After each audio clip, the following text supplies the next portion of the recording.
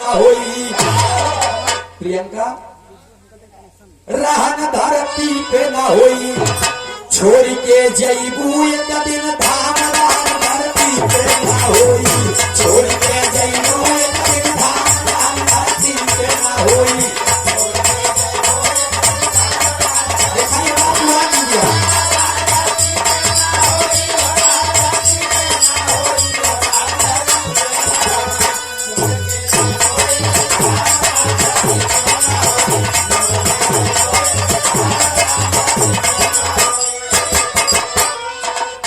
रहन धरती पे न होई छोड़ के जईबू एक दिन धाम रहन धरती पे न होई। कहना पड़ा कैसे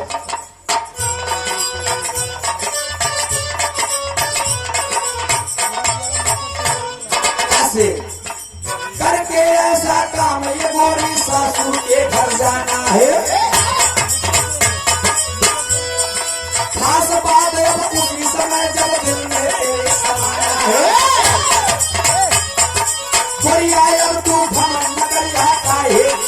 जाना है घर तो आती है नहीं ना वही सबको जाना है।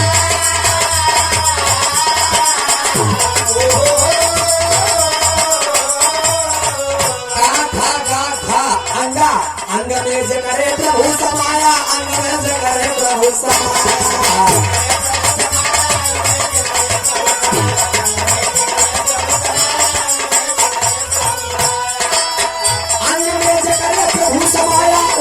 चली न केहू के माया छोड़ के भरा में सोना धरती पे न होई छोड़ के